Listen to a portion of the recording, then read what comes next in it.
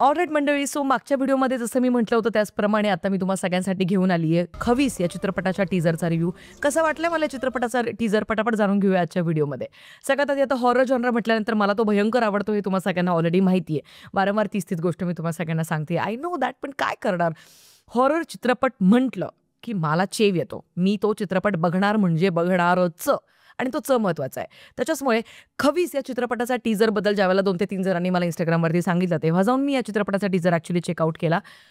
Honestly speaking, पहिल्याच वाक्यामध्ये जर का मला सांगायचं झालं तर चित्रपट ॲक्च्युअली खूप थ्रिलिंग वाइब्स देतोय. काहीतरी लय वेगळं राहणार आहे, काहीतरी भन्नाट राहणार आहे, काहीतरी ऑकल्ट प्रॅक्टिसेसशी रिलेटेड आहे हे आपल्याला कळतंय. ऑकल्ट प्रॅक्टिसेसशी रिलेटेड आपण वेबसिरीज पाहिली होती मानवत मर्डर्स, आणि मला ती वेबसिरीज ॲक्च्युअली आवडली होती. इनफॅक्ट मराठी मेकर्स होते, मराठी ॲक्टर्स होते, त्याच्यामुळे तर अजून जास्त भारी वाटत होतं. तुम्ही जर का अजून ती वेबसिरीज पाहिली नसेल तर तुम्ही काय करताय राव, म्हणजे किती मोठी गोष्ट तुम्ही मिस आउट करताय माहिती आहे का तुम्हाला. ते पण एकदा चेकआउट नक्कीच करा. आता खवीसबद्दल जर का बोलायचं झालं तर ज्या पद्धतीने टीझरचं म्युझिक आहे, आहा,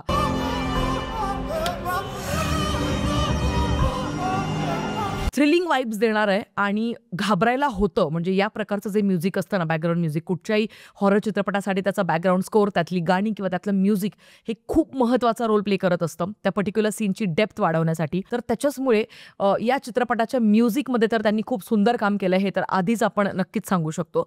दुसरी गोष्ट की आता ज्या पद्धतीने त्यांनी मॉन्टाजेस वापरलेले आहेत, एकंदरीत पूर्ण टीझरमध्ये सगळे आपल्याला फक्त मॉन्टाजेसच दिसत आहे.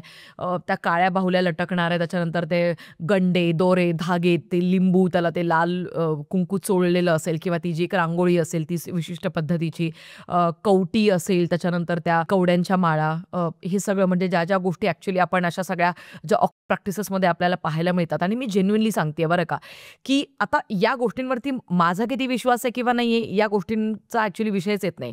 मुख्य काय आहे की प्रॅक्टिसेस किंवा पॅरानॉर्मल ॲक्टिव्हिटीज किंवा हॉरर हा एक असा जॉनर आहे ज्याच्याबद्दल आम्हाला सतत खूप कुतूहल वाटत आलेलं आहे की खरंच असे आत्मे असतात का, म्हणजे खरंच असे ते लोकांना त्रास देतात का, आणि खरंच असं कुणीतरी कोणावर तरी काहीतरी असं करणी वगैरे काही करतं का, किंवा कोणाच तरी वाईट होऊ म्हणून असं काहीतरी तांत्रिक मांत्रिकाकडे जाऊन ह्या गोष्टी करतात तेव्हा त्या खऱ्या अर्थाने होतात का, नजर लागणं या गोष्टी, म्हणजे हे सगळं खूप मला असं वाटतं डिबेटच्या गोष्टी आहे.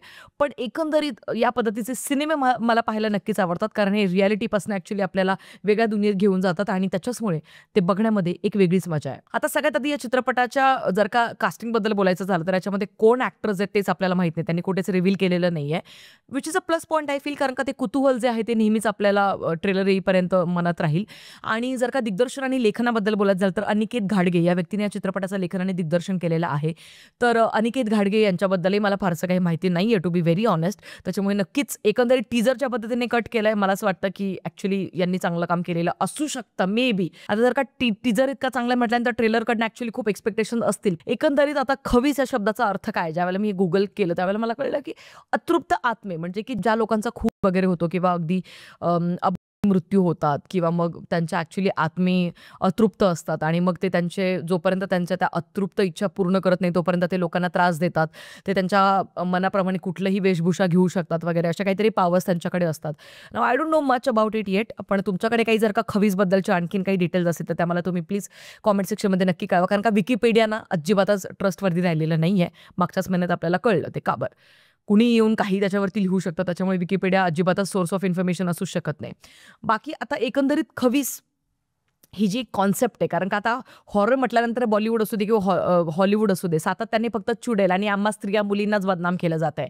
कुठेतरी बाबा काहीतरी एखाद्या पुरुषाचा तरी खवीस काहीतरी कुठेतरी आत्मा पाहायला मिळेल, ते जरा भारी वाटतंय बघून, काहीतरी वेगळं पाहायला मिळेल. सो या एकंदरीत तुमचं काय मत आहे खवीसबद्दल? मी तर भयंकर एक्सायटेड आहे, कारण ज्या पद्धतीने सगळं काही त्यांनी त्याच्यात दाखवलं ते बघून ॲक्च्युअली खूप भीती वाटली. आणि ना मागच्या महिन्यामध्ये ना मी एक रील असं पाहिलं होतं, आता आय डोंट नो ते म्हणजे कुठलं होतं काय होतं, पण पुण्याच्या नियर बाय कुठलीतरी टेकडी होती जिथे अख्खीच्या अख्खी झाडं तांत्रिक मांत्रिकांनी तिथे फोटो बिटो लावून तिथे लोकांच्या बाहुल्या बिहुल्या टाचण्या बिचण्या टोचून तिथे असं तिथे केली होती. ती अख्खी टेकडी म्हणजे काहीतरी करणीची टेकडी असं काहीतरी त्यांनी नाव दिलेलं होतं. तर त्याबद्दलही तुम्हाला काही डिटेल्स माहिती का ते मला कॉमेंट सेक्शनमध्ये कळवा. पण हे जर खरं असेल तर फार भयानक आहे आणि खरं नसेल तर मग फार फनी असं मला वाटतं. तुमचं काय मत आहे? तुमच्या गोष्टींवरती विश्वास आहे का? आणि रिअल लाईफमध्ये तुम्ही काही अशा पॅरानॉर्मल ॲक्टिव्हिटीज किंवा अशा काही ऑकल्ट प्रॅक्टिसेस तांत्रिक मांत्रिकाच्या काही गोष्टी तुमच्या बघण्यात आल्यात का? त्याही मला कॉमेंट सेक्शनमध्ये नक्कीच कळवा. होऊन जाऊ दे राव चर्चा जे काही असेल ते. ज्यावेळेला सिनेमाचा ट्रेलर येईल तेव्हा नक्कीच आपण भेटूया. पण तोपर्यंत काळजी घ्या. Peace out.